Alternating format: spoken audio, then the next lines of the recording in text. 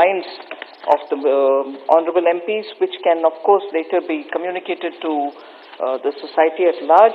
I would, even if they refer to the budget rather than the Finance Act, Finance Bill, I will certainly try to give the explanations.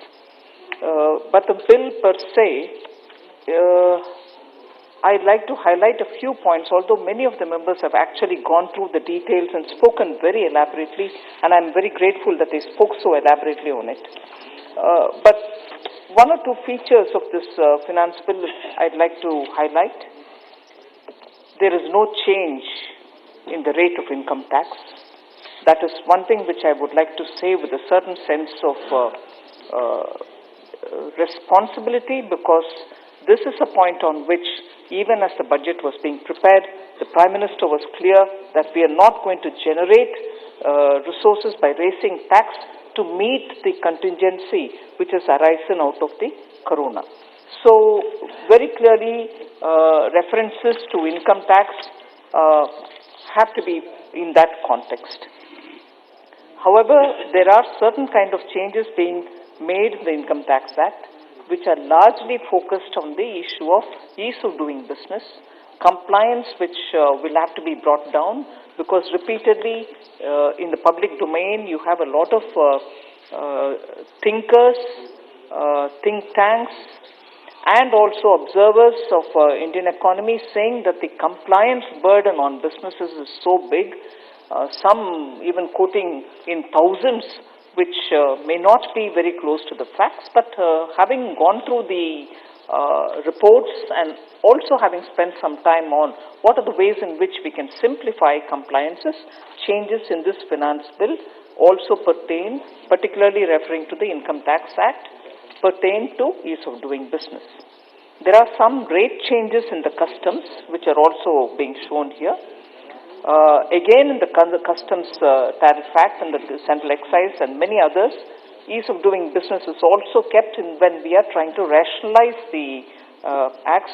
In fact, during my budget speech, I had mentioned that from now, from 1st of April till October, till end of August, we will be looking at rationalizing the existing Customs Act, and any duties which have been levied over the decades, which are all lying there without finding a closure date, will all be put for public discussions, and we shall continue with that exercise of rationalizing and simplifying customs.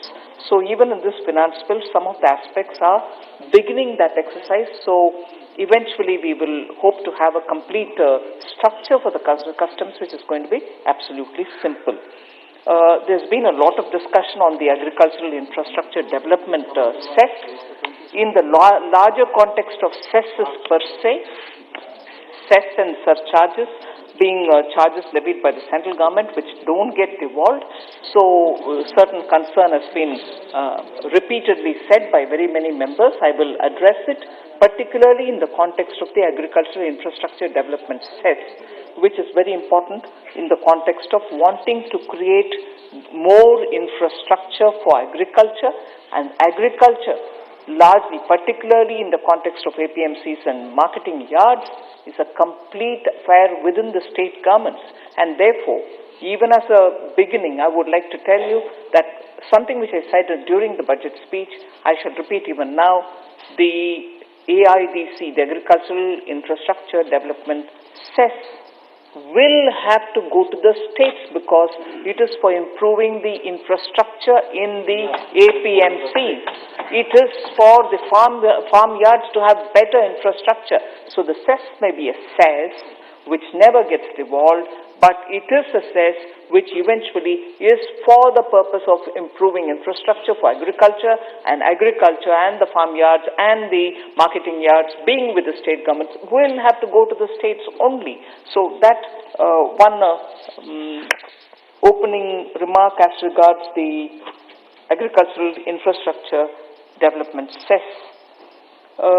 There are in the finance bill a few new proposals which are being added, which are very much in a minor nature. But one thing which I want to highlight is the new proposal which is coming as tax exemption, which is being given for the National Bank for financing infrastructure and development.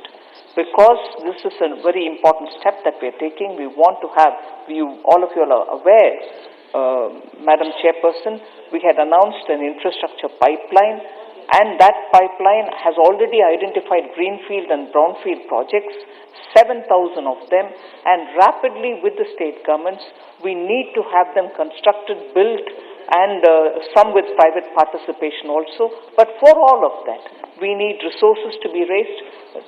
Scheduled commercial banks should not be getting into long-term infrastructure funding, because that's not core business for a bank. Banks should be lending short-term and earning money out of it, and the kind of risks that infrastructure investment require cannot be faced by the scheduled commercial banks, and therefore there is a need felt to have a development finance institution. The bill is already introduced in this August House, and for that we need to give some tax exemptions, and that's where that is also being brought in here. But instead of me elaborating on very many points, I thought it was important for me, because members have actually covered extensive areas about which they have asked questions. So in the form of answering members who have raised the questions, I think I will be able to cover majority of the issues which have been raised about the finance bill. I'll start with the Honorable Member Shri Amar Singh Ji, who spoke on very many things. I'm grateful indeed, unusual. And pardon me, Shri Bittu Ji is seated in front, taking care of the opposition. I'd like to make a statement. It is made with a fairly objective heart. It was very much a pleasing experience to have a member from the opposition benches recognizing some of the good work done by this government. I honestly do want to praise and put that on record, that there is a member in the opposition, particularly in the Congress benches, who went into the details of the finance bill, who picked out points on which he thought appropriate action was taken, timely action was taken. Although he did have points, and I grant him that space, although he did have points where he wanted the government to do better or could have done differently, I'm quite happy to hear the criticism. But I was also pleasantly surprised, and for a change, coming from the Congress benches, a recognition that the government is getting its act. So thank you, Honorable Member Amar Singh Ji. But on one point on which you did raise, the question as to why should there be customs duty imposed on items like nut, bolts and screws, which are normally used in every household, also on toys and so on. I thought it's fairly obvious, particularly considering the fact that many of such items are being produced by MSMEs all through the country. And India's MSMEs have got the capability to produce many of these items. Punjab is quite famous for these kind of work, toys, shoes, sportswears. Many of them are small units who are all doing it. And as opposed to that, absolutely thrown for pittance rate, imports were coming in, whose quality was inferior to those which are being manufactured in India, whose safety standards, particularly for toys, the safety standards were pathetic. And many of our, not just me, but even ministers before me in commerce, had taken all kinds of steps to stop this poor quality, poor in safety standards, toys from coming in from you know where. So, we have applied our mind and looked at the final consumer goods which are being manufactured in India. There are MSMEs who are manufacturing them, and we didn't have to import them. Therefore, on those units, those items, we have imposed a duty. That has been a very carefully taken decision. It is not supposed to be on raw materials which are coming for, let us say, MSMEs. These are finished goods which are being made by MSMEs in India, and therefore it wasn't as if we wanted to tax those goods which are not being produced in India, which are necessary for us. I move over to a point which Sri Midun Reddy from YSRCP raised about GST invoices, penalties for those companies which have fake GST invoice allegations, and whose properties are being attached. I want to make it absolutely clear on this, and just not on this, but on many of the issues which are being questioned on GST. Madam Chairperson, issues related to GST, when they are being posed to the Finance Minister, I take it on board, I will work on them. But the GST-related matters are not Ministry of Finance matters. They are the GST Council matters in which many of the states, all states' finance ministers are members. It's a collective decision of the Council to take a decision and do it this way or do it that way, and without the Council's clearance, no step is taken. So it's not as if the Finance Minister sitting in the North Block says, right, go attach this property. It doesn't work that way. It doesn't work that way, and therefore we, first of all, on everything to do with GST, I want to be absolutely sure it is a decision emanating out of the decision taken by the Council. And with that said, I want to be sure that I am able to answer Shri Midun Reddy ji. It has been noticed that it is difficult to recover penalties levied on the persons who are involved in fake GST invoices. It's just becoming impossible. The proposed provision, which is what the Honourable Member has referred to, would ensure collection of this penalty and would help in discouraging the practice of fake invoices. Further, this provision would be applicable for only those big fraud cases where the amount of fake invoice is 2 crores or more. It's not going to be even touching people who are faking lesser than that. So, I am only touching those fake invoices of 2 crores or more.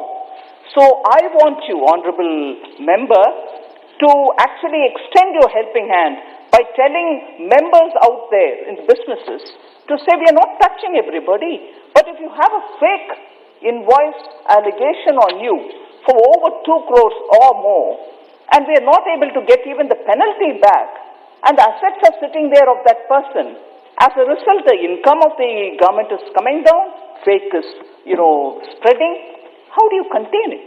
So I would want you as an honourable member to please go convince people that they don't need to be frightened if they had no fake allegations.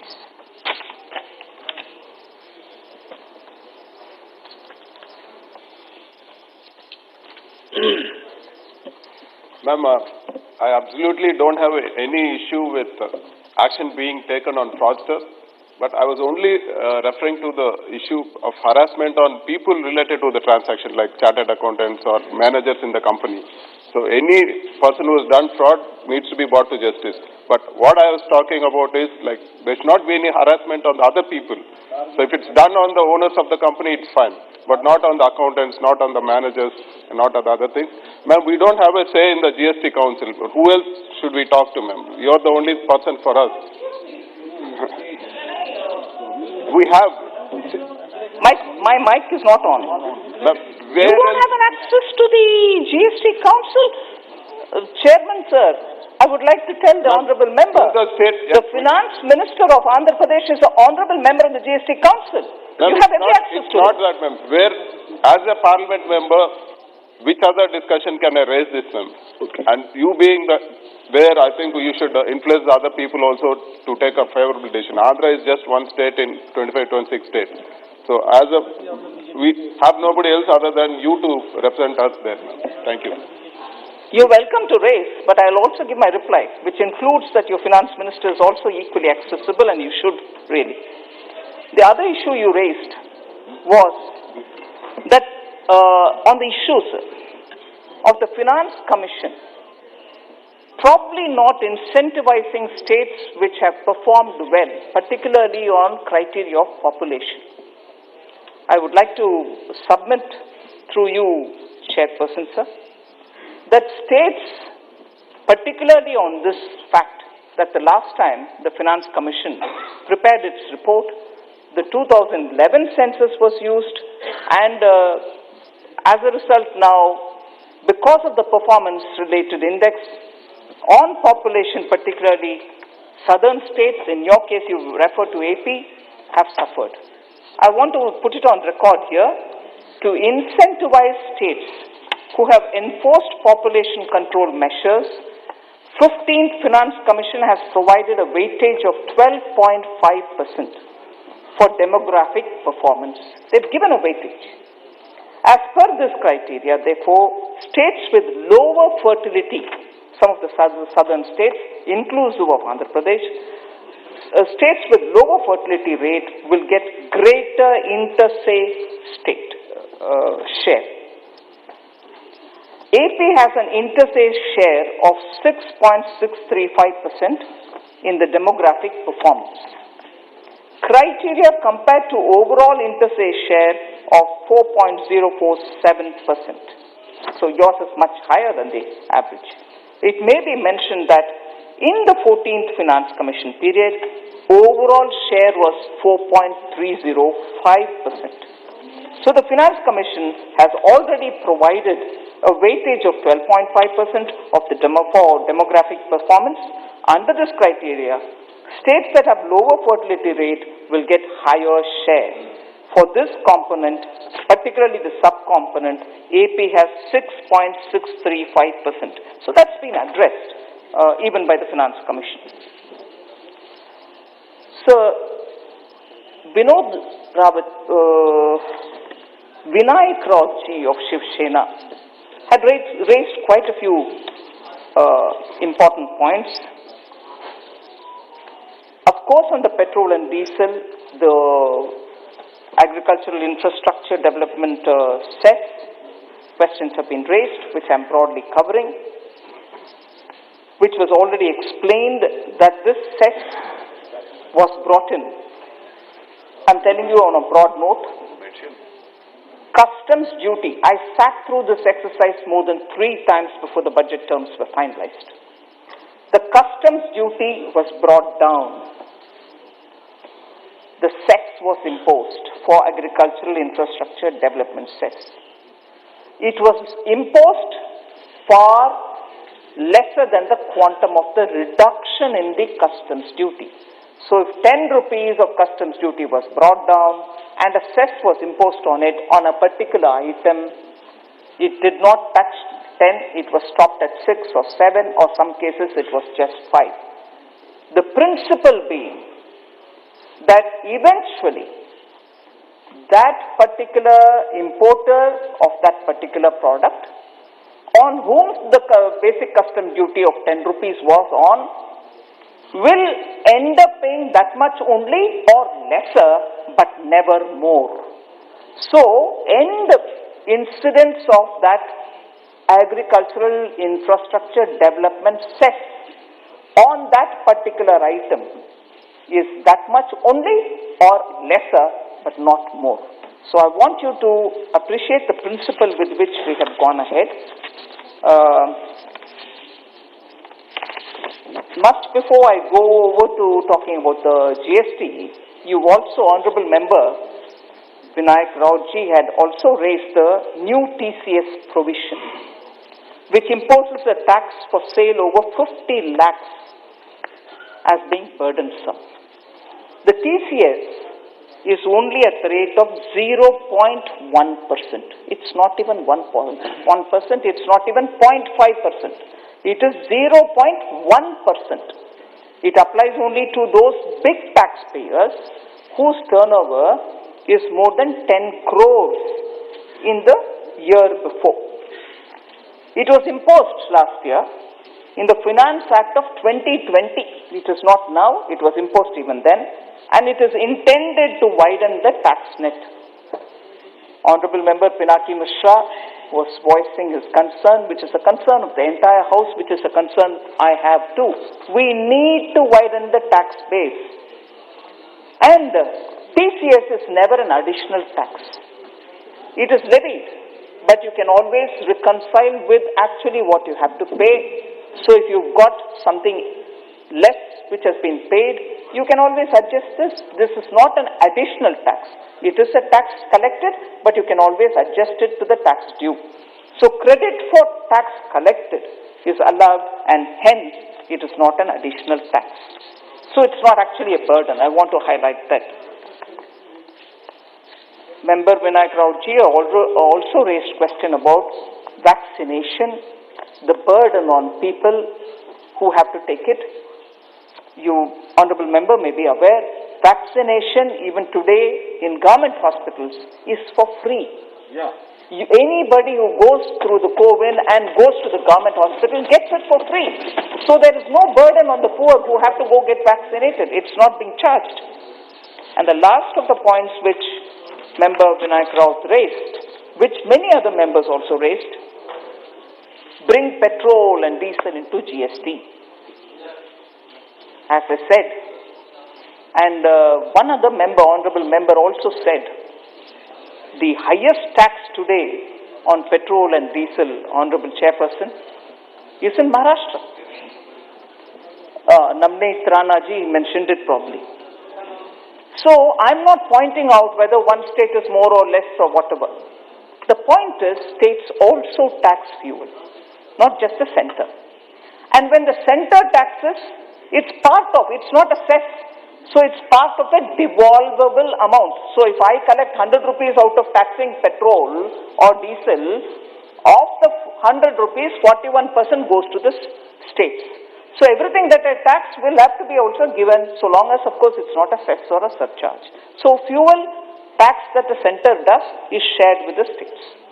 But the long and short of it, center also taxes, state also tax. And if there is this concern, and rightly members have a concern about fuel tax and why not come into GST, I would honestly think, based on today's discussion, many of the states would be watching this, and in the next GST Council, if that discussion comes up, I'll be glad to have it on the agenda and discuss it. I have no issues. Let the states come and discuss it. It has to be taken as a call there. I move to the next issue, where many members probably refer to it, but some members did say about the reduction in the reopening of cases, income tax cases. What was 6 years was brought down to 3. So, there was also this confusion about, whereas what was 6-year limit has now gone up to 10-year limit. Members are conceding that where it was 6 years, you brought it down to 3, which is good, but where it was 6 years, you took it up to 10. No. We have not increased the number of years for which the scrutiny or assessment survey can be done. What was 6 years was brought down to 3. Already for 10 years, when it can be opened up, we actually brought in a condition by saying only where up to 50 lakh of undisclosed income is in question, and only in such cases will it be opened, and it can be opened for up to 10 years. For that, even then, the opening can happen only with the approval of the principal commissioner. Otherwise, they cannot go open it. 2 conditions, right? One is 50 lakh or more undisclosed income, and if you have some proof in your hand, then you may open it. But even then, you will open it only after taking the approval of the principal commissioner, otherwise you can't touch it. So that is what has been done. So not take it to 10 years, but actually give relief for less than 50 lakh, even if it's undisclosed. There is a great relief in that. Only for 50 lakhs and above, questionable, undisclosed income, we are saying you could open it. So there's no confusion there. Then again, for foreign assets reopening, there was time limit of 16 years, which has been reduced to 3 years. This must be restored to 16 years, was honorable member's comment. So my reply on that point is, for foreign undisclosed assets, the Black Money Act would be applicable, and for action under that act, there is no time limit. So I can't raise it from 5 to 10 or 15 to 16 or anything. It is the Black Money Act which governs there. So Member Ritesh Pandey spoke about the equalization levy. Yeah. And he said his tax on online transactions, it's an extra burden and discourages online transaction. this government is very much in favor of digital transactions. We'll never do anything to undermine it. But yet, equalization levy is a tax which has been imposed to give level playing field between Indian businesses who pay tax in India and foreign e-commerce companies who do business in India but do not pay any income tax here. So let's be clear. We are only trying through the equalization levy to treat everybody who is operating in India equally. And if they pay income tax here, the e-commerce companies which are foreign, if they pay income tax here, then the equalization levy is not applicable on them. Hence, there is no extra burden on any company. And then through the government amendment that I am moving today, I intend to clarify that this equalization levy is not applicable on consideration for goods which are owned by Indian residents. Thus, the concern raised by the Honorable MP regarding extra burden would not be there at all. Member Supriya Sule, probably, is she here? I can't see. Oh, yes. Has raised several questions. I first of all want to address this question of 2.5 lakh, which is on the PF, employee contribution on the PF. I think this was responded to even during the budget discussion. I had said that this 2.5 lakh actually covers majority of the people who normally invest money here. They get tax concession. They don't have tax when they withdraw. So that is fully justified. But there was this 1% of people in the EPF contribution who were going up to 5 crores contribution also. Where is 2.5 lakh which is helpful to all the workers? But that which is being deposited as 5 crores, how many of them are there? Hardly 1%. And this 2.5 is covering majority up to 92%, 93% of the people who are depositing, and I don't think therefore this is going to affect the interest of the workers for whom that interest-free, tax-free, assured interest and tax-free is provided under this scheme. So the limit has been kept, keeping in mind that small and medium taxpayers are not impacted by this step. Through the government amendment that I'm bringing now, I intend to raise this limit to 5 lakh. There's one addition which I want you all to know about.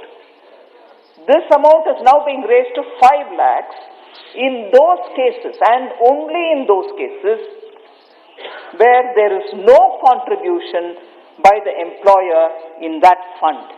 So most often it is employee contribution and employer's contribution. But there are contributions which are only employee and no employer contribution is made. In such cases, that amount is raised to 5 lakhs. And then this question about ULIP, where insurance gets linked to the unit. We have segregated that because we wanted to bring in parity for investment with mutual funds as related to the units also. So when units, which is also like mutual fund related fund, and that gets linked up with insurance, we've tried giving a equal treatment.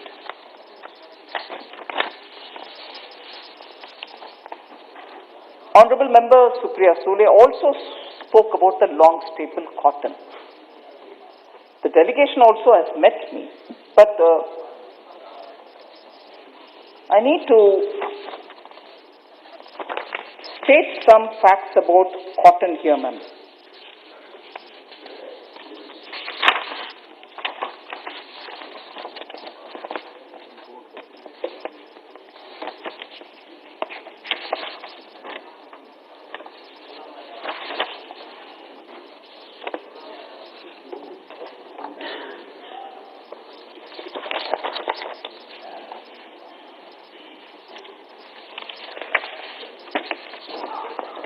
Sorry, I'm taking a bit of time. Actually, cotton imports in this country the duty was raised from nil to 10% some time ago. And there is some growing of even long staple cotton happening in India. So it's not as if it's completely without, we don't have long staple cotton and therefore taxing us will become disruptive of the industry. No, it's not. And also the fact that long staple cotton is used for very few items of export. The delegation has met me. I'll try to see what I can do about it, but it is not as if we brought this without much of a thought or mind application. I just wanted to explain that to you, ma'am. You have also, Honorable Madam Supriya Sule has also raised this question about Defence Modernization Fund. The answer that I had given earlier is the answer I give you now. We had in principle agreed to it, but no particular details have been worked on it. If the Finance Commission has not recommended a certain formula, the fear that it might be imposed on the states is not well founded at all. We have not taken a call as yet in any case.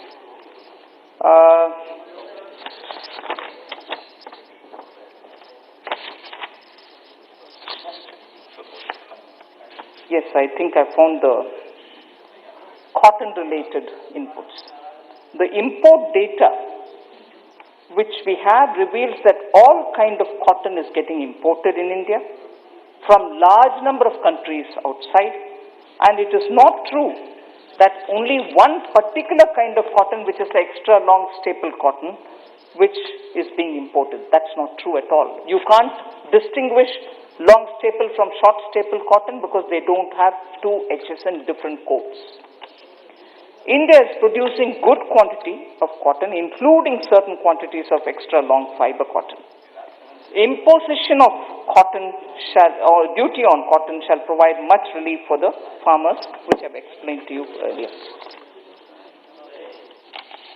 Member Hasnain Masoodi ji, 74% of insurance, 74% opening up of lifting the ceiling of FDI in insurance will help private insurance. Because they are out there in big numbers. I explained that yesterday.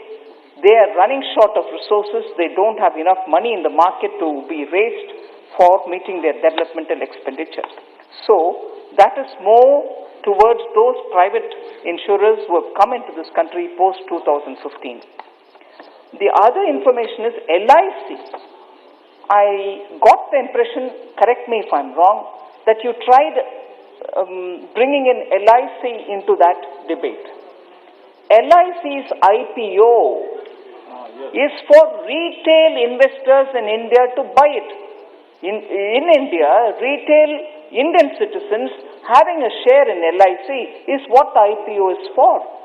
That and the FDI are totally different subjects. In fact, yesterday I kept saying, yesterday's FDI related response and the bill had nothing to do with LIC at all. So I want to highlight the fact that they are two different issues. And also one thing which again I want to repeat in the context of Honorable Member Masoodi raising issues here, the government through the budget has announced a strategic sector policy through the policy of public sector enterprises. Financial companies, insurance companies, and banks are all recognized as being part of the strategic sector where the public sector enterprise presence will continue. Public sector enterprises will still be there because bare minimum presence at least of public sector will be in those sectors which have been identified as strategic sectors. Of course, for rationalizing, we may amalgamate them. Of course, after amalgamating so that they get the scale, there may be one or two who may not be able to amalgamate. We'll have to see how this investment can work on them. So, strategic sector includes insurance, includes financial institutions like banks and so on. I'm almost coming to the end so that members know that my reply is not for too long. Honorable Chairman, you've been very kind. You gave me a lot of time. I just want to highlight the fact which I did say earlier. Many MPs have raised issues related to GST. There are frequent changes in the GST law and procedures, imposition of late fee, provisions like attachment of property, and so on. I just want to reiterate the fact that the changes in GST law, procedure, rates are all decided at the GST Council. It's not just me. These recommendations are made by the Council. And after extensive discussions, only then and detailed examination of the recommendations are done through the various committees which are in the GST Council. So it is, I think, important to take into consideration that the GST decisions are very clearly taken by the Council and not the Finance Ministry. Minority affairs.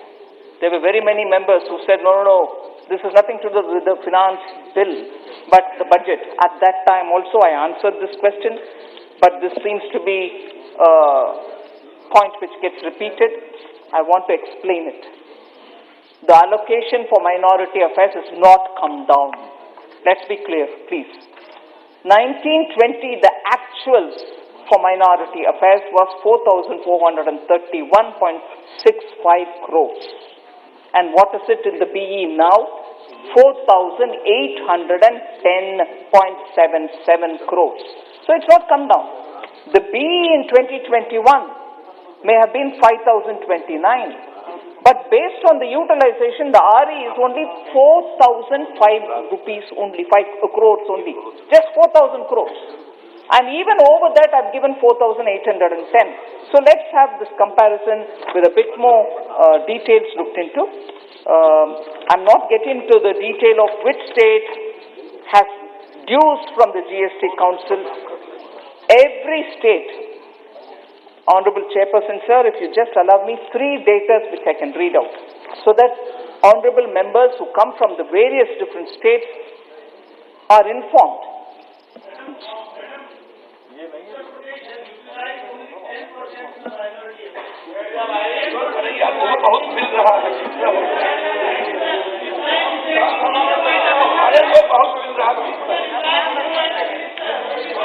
Minority कहाँ हो तो majority हो गए हो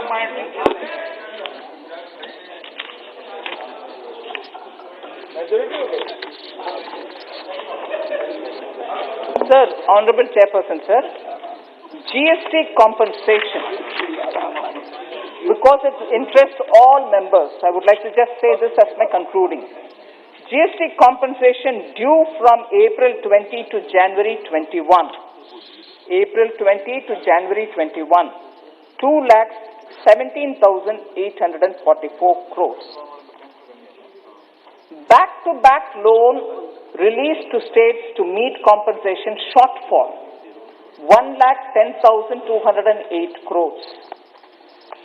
Compensation to be released from compensation fund in March 2021, which is this month, before the end of this month, is 30,000 crores. So compensation likely due to states and union territories in the financial year 2020-2021 is 77,636. So let this be in the back of our minds. The breakdown by state is with me. There were particularly loud calls for Maharashtra. I would like to say the GST compensation pending to be released to the states list, which I've read out for the total. Now I'm just telling for Maharashtra, I'm not saying for the other states. Maharashtra, 32,295, that's the compensation due from April 20 to January 21. 11,977 crores have been released to the state of Maharashtra through special borrowing to meet the short release of GST compensation. So that also to be taken on board. Sir, last was Shri Pinaki Mishra, who spoke about this investment. You don't have a record. Earlier what you claimed you didn't achieve. I fully concede that. In a year where your disinvestment was to be achieved, but when the markets were tepid, we couldn't move because in the year 1920. There were also all kinds of stress in the market, so I couldn't see a prospect of being able to successfully engage in this investment, so that year the figures were not achieved. I am hopeful now, because post-corona and even during corona we saw the way in which the market has been buoyant.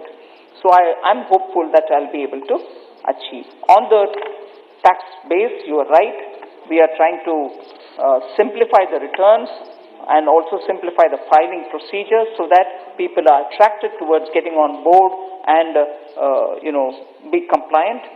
Tax rates are also being brought down.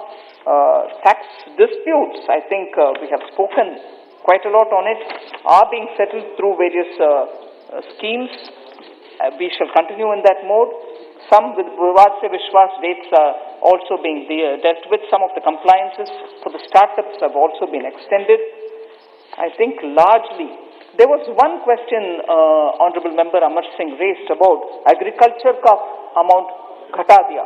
No, I said this even on that day when I was replying. 10,000 crores kam ho gaya hai. कम नहीं हुआ. हम बंगाल को, waste Bengal को मन में रखते हुए 10,000 crore budget में प्रोविजन कर रखा था. बंगाल से किसान का लिस्ट नहीं पहुंचा, इसलिए बंगाल किसान को पैसा नहीं मिला. वो अमाउंट वैसे की वैसे पड़ा हुआ है, इसीलिए वो कम नहीं हुआ, अमाउंट पड़ा ही हुआ है.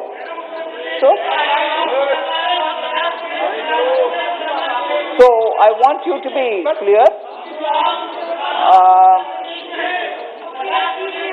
There's one issue, Danish Ali ji, I have responded to you. Don't keep. नहीं, आपके आवाज इतना भगवान की कृपा से तेज है, मेरे से नहीं होता है. आपको चिल्लाना, इक्वली चिल्लाना नहीं होता मेरे से. सर, ऑनरेबल चेयरपर्सन सर, अजान इतना जोर से पढ़ता है. I want to, on the issue of minority budget, I think, Honorable Member Syed Imtiaz Jaleel raised an issue on minority budget. I have answered that. But one point on which I would actually like the Honorable Member to stand up for this House.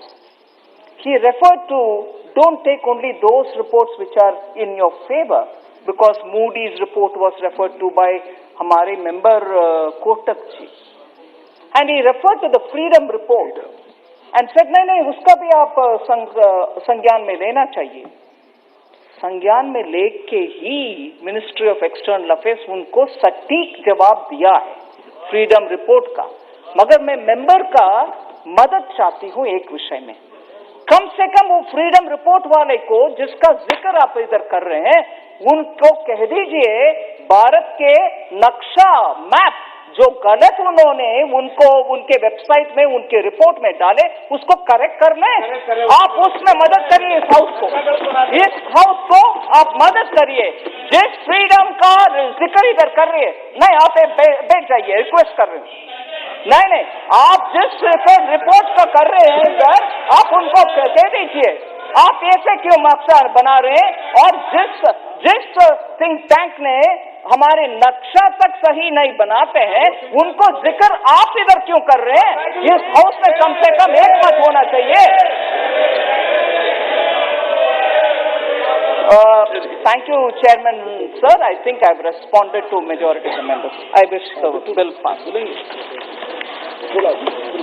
Chairman साहब, thanks for kind words man जो आपने बोले हैं. लेकिन ठीक है, बहुत भाषण भी अच्छा था, आवाज भी अच्छी थी, लेकिन सारी दुनिया का, हमारे देश के लोगों का ध्यान सिर्फ आपकी स्पीच पे पेट्रोल डीजल, वो आपने टैक्सेस की बात की, लेकिन सिलेंडर तो मैम कोई स्टेट टैक्स नहीं लगता. सिलेंडर क्या करें, महिलाएं क्या करें आपके खाली सिलेंडर को, उसका रेट क्यों बढ़ाया, उसके बारे में एक भी लाइन नहीं. और बाकी जितने एमपी बैठे हैं ये तो गरीब एमपी हैं. एमपी लैंड की बात, दोनों चीजें, सिलेंडर खाली पड़ा है सबके घर में, गाड़ियां सब आम आदमी की गाड़ियां गैराज में लगी हैं, स्कूटर, 3 व्हीलर लूना